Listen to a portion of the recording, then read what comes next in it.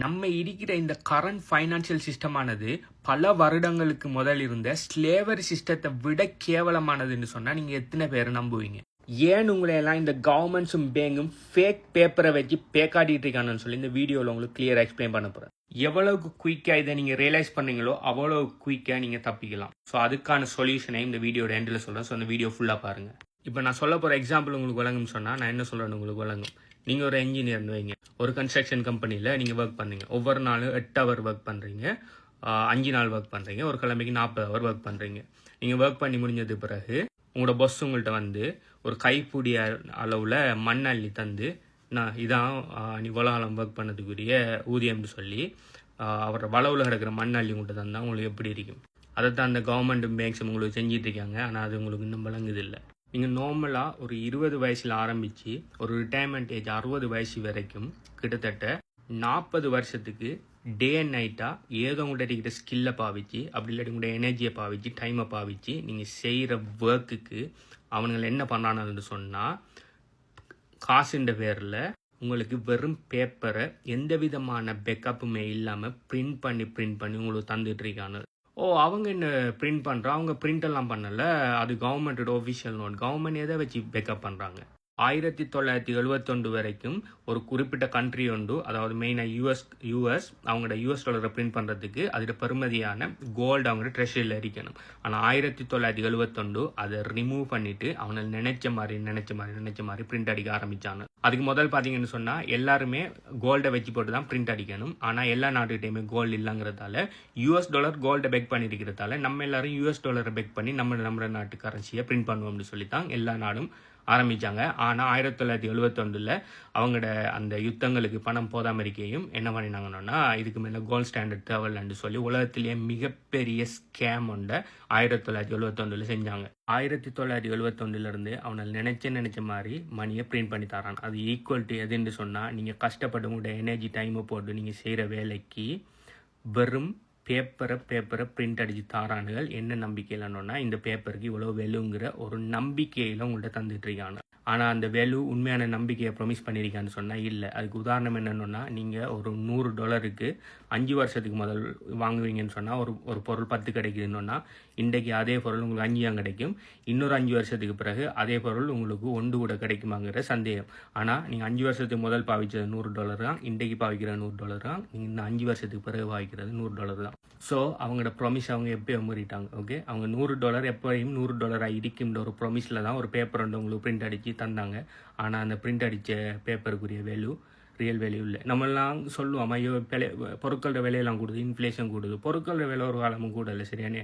உங்கள்கிட்ட இருக்கிற பணத்தோட பெருமதி குறைஞ்சிட்டு போகுது, அவ்வளோதான். அதுலேயும் இன்னொரு ஜோக் என்னன்னு சொன்னால், அப்படி வெறும் பேப்பரை நம்ம போடுற எஃபர்ட்டுக்கு கஷ்டப்பட்டு போடுற எஃபர்ட்டுக்கு பிரிண்ட் அடித்து தாரானுகள்னு சொல்லி அதையும் பொறுத்தாலும் அது தார மாதிரி தந்துட்டு அதுக்கு டெக்ஸ்ட்ன்ற ஒரு ஜோக் கொண்ட போட்டு உங்கள்கிட்ட இருந்து அதில் இருந்து பாதியே பிடிங்க எடுக்கானே பார்த்தீங்களா சொன்னேன். அப்போ இவனுகளை மாதிரி அந்த வார்த்தையை சொல்ல நான் விரும்பலை, இது பண்ணலார். நான் இன்னமும் நீங்கள் குதிரைக்கு அந்த கடிவாளம் போட்ட மாதிரி எனக்கு ஒன்றுமே தெரியலை. நாங்கள் கவர்மெண்ட் சொல்கிறது தான் கேட்டுட்டு நாங்கள் எங்களுக்கு பின்னால் இவ்வளோ பிரச்சனை நடந்துகிட்டு இருக்குது, எங்களை பச்சையாக ஏமாற்றிட்டு இருக்கானு தெரியும். இருந்தாலும் அதை எது கேட்குறதுக்கு எங்களுக்கு தைரியம் இல்லை. நாங்கள் இப்படி தான் இருப்போம்னா தாராளமாக இருந்து கொள்ளுங்க. ஓகே, நீங்கள் கடைசியாக 40 வருஷம் நீங்கள் போட்ட எஃபர்ட்ற பெருமதி 0. இதுலேயும் நீங்கள் கஷ்டப்பட்டு உழைக்கிற காசை நீங்கள் மிச்சம் பிடிக்க இயலுமான்னு எனக்கு தெரியலை. அப்படி கஷ்டப்பட்டு நீங்கள் மிச்சம் பிடிச்சாலும் அந்த மிச்சம் பிடிக்கிற காசை நீங்கள் உடைய பேங்கில் பத்திரமா இருக்கணும் இல்லை பேங்கில் வைப்பீங்கன்னா குட் லக். ஓகே, உங்களோட பணத்தில் பெருமதி அப்படியே இருக்கிறது, குட் லக். அந்த மணியை பேக்கப் இல்லாமல் பிரிண்ட் அடிக்க துவங்கினாலேருந்து இன்றைக்கு வரையும் US டாலர் பெருமதி எவ்வளோக்கு இறங்கிருக்குன்னு சொன்னால் 99.something இறங்கியிருக்குது. அப்போ அந்த டைமில் $100 ஒன்று இருந்து இப்போ நீங்கள் அந்த $100 எடுத்து அந்த டைமில் வாங்குகிற பொருட்களுக்கும் இந்த டைமில் வாங்குகிற பொருட்களுக்கு இடையிலான வித்தியாசத்தை பார்த்தீங்கன்னு சொன்னால் 99% அதோட வேல்யூவை இழந்துட்டு. அப்போ உங்களுக்கு ஒரு நல்ல கொஸ்டின் ஒன்று வரும். அப்போ மணியை அவங்க பிரிண்ட் அடித்து தாராங்கன்னா அவங்களுக்கு எவ்வளவு வேணும்னாலும் அவங்க பிரிண்ட் அடிக்கலாம் தானே. அப்போ ஏன் கவர்மெண்ட்டை ரன் பண்ணுறதுக்கு டெக்ஸ்ட்ன்ற ஒரு விஷயம் கொண்டு போட்டு அந்த மணிலேருந்து நம்மள்ட்ட இருந்து வாங்கி எடுக்காங்கன்னு சொல்லி உங்களுக்கு கொஸ்டின் கொண்டு வரலாம். அதுக்குரிய ஆன்சர் என்னென்னா, நாங்கள் பிரிண்ட் அடிக்கிறதால எங்களோட கவர்மெண்ட் ரன் ஆகலை, ஓகே, நீங்கள் தார பணத்தால் தான் எங்களோட கவர்மெண்ட் ரன் ஆகுதுன்னு சொல்லி உங்களுக்கு ஒரு பிம்பம் ஒன்று காட்டி உங்களை பே காட்டணுங்கிறதுக்காகத்தான் டெக்ஸின்ற ஒரு மிகப்பெரிய ஸ்கேம் ஒன்று நடந்துட்டு இருக்குது. ஸோ இதுக்கு இருக்கிற ஒரே ஒரு சொல்யூஷன் பார்த்தீங்கன்னு சொன்னால் இதுதான் பிட்காயின். ஓகே, இது ரியல் பிட்காயின் இல்லை, இது பிட்காயின் ஒரு மாடல் உண்டு. பிட்காயினை தொட்டு உணர முடியாது, அது ஒரு டிஜிட்டல் அசெட் உண்டு.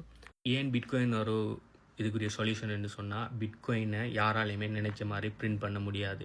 உலகத்துக்கே பிட்காயின் 21 மில்லியன் தான் வாரத்துக்கு இருக்குது. அதில் ஆல்மோஸ்ட் 19.5 மில்லியன் ஆல்ரெடி வந்துட்டு, மிச்சம் இருக்கிற 1.5 மில்லியன் பிட்காயின் பார்த்தீங்கன்னு சொன்னால் வாரத்துக்கு இன்னும் மோர் தென் 100 இயர்ஸுக்கு மேலே போகும்.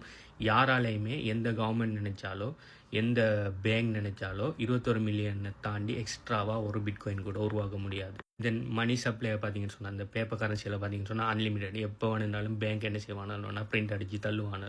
கோல்டை பார்த்தீங்கன்னு சொன்னால் எப்போ வேணுனாலும் கோல்டு மைன்களை கண்டுபிடிக்கலாம், கோல்டு சுரங்கங்களை எப்போ வேணுனாலும் கண்டுபிடிக்கலாம். அதுவும் ஒரு ஸ்கேர் அசெட் இல்லை. அதே மாதிரி நீங்கள் எதை எடுத்தாலும் ஃபிக்ஸ் சப்ளைன்னு சொல்லி ஒன்றுமே இல்லை பிட்காயினை தவிர. ஸோ பணத்துக்கு பாவிக்கக்கூடிய மிக ட்ரஸ்டபிளான 15 வருஷத்துக்கு மேலே யாராலையுமே இவ்வளோ காலத்துக்கு ஹெக் பண்ண முடியாமல், ஒரு தனிப்பட்ட என்டிட்டியோட கண்ட்ரோல் இல்லாமல் ஃபுல் டீசென்ட்ரலைஸ்டாக உலகம் பூரா இருக்கிற மைனிங் கம்ப்யூட்டர்ஸோட பவரில் இயங்கிட்டு இருக்கிற ஒரு இண்டிபெண்ட் நெட்வொர்க் தான் பிட்காயின். பிட்காயினை யாரு நினைச்சாலும் ஸ்டாப் பண்ணலாம். இந்த உலகம் அழிஞ்சால் மட்டும்தான் பிட்காயின் நிற்குமே தவிர, அதை தவிர வேறு எந்த காரணத்தை கொண்டும் பிட்காயினை யாராலையுமே ஸ்டாப் பண்ண முடியாது.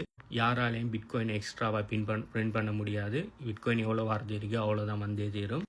ப்ளஸ் பிட்காயினை யாராலையும் மேனிப்புலேட் பண்ண முடியாது. நான் உங்களுக்கு ஒரு குறிப்பிட்ட பிட்காயின் அனுப்புகிறேன்னா அது அவ்வளோதான், அதை யாராலையுமே மாற்றிடலாம். நீங்கள் பேங்க்கில் ஒரு ட்ரான்ஸ்ஃபர் வந்து பண்ணுறீங்கன்னா பேங்க் நினைச்சா அந்த ட்ரான்ஸ்ஃபர் என்ன வேணாலும் பண்ணலாம். பேங்க் நினைச்சா அதுக்கு கொஸ்டின் கேட்கலாம், அதுக்கு இடையிலேருந்து கடந்த ஃபீஸ் எல்லாம் போட்டு உங்களோட பணத்தை கொள்ளை அடிக்கலாம். ப்ளஸ் பேங்க் என்ன செய்யலாம், உங்களோட பணத்தை ஹோல்ட் பண்ணலாம், உங்களோட பணத்தை ஃப்ரீஸ் பண்ணலாம். ஆனால் பிட்காயின் டிரான்சாக்ஷன் உங்களுக்கும் எனக்கு மட்டும்தான். ஓகே, அதுக்கு இடையில எந்த விதமான மீடியேட்டாக்களும் உள்ளுக்கு இல்லை.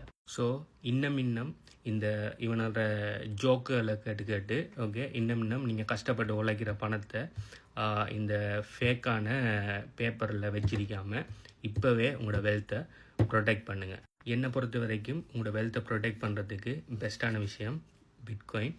ஆனால் அதை தாண்டி ஓகே, உங்களுக்கு பிட்காயினில் நம்பிக்கை இல்லாட்டி உங்களுக்கு எதில் நம்பிக்கை இருக்கோ அதில் மாற்றிக்கொள்ளுங்க. ஆனால் தயவு செய்து உங்களோட கஷ்டப்பட்டு நீங்கள் ஏர்ன் பண்ணின பணத்தை உங்களோட பேப்பர் கரன்சியாக உங்களோட பேங்க்கில் வத்துற மாதிரின்னு சொல்லி வைக்காதீங்க. ஏன்னா உங்களோட பணத்தை பிரிண்ட் பண்ணி தள்ளிட்டு இருக்கானால் அவனோட சொந்த தேவைக்காக. இதை பற்றி நீங்கள் என்ன நினைங்கன்னு சொல்லி கீழே கமெண்ட் பண்ணுங்கள். நான் சொல்கிற விஷயமெல்லாம் உங்களுக்கு விளங்குதா? அப்படி இல்லாட்டி இன்னும் நீங்கள் இந்த இவனால் சொல்ல அந்த மெயின் ஸ்ட்ரீம் சொல்கிற விஷயங்களை கேட்டுட்டு இல்லை நாங்கள் அந்த பூமர்ஸாக தான் நாங்கள் இருப்போம்னு சொல்லி நீங்கள் நினைங்களான்னு சொல்லி கீழே கமெண்ட் பண்ணுங்கள்.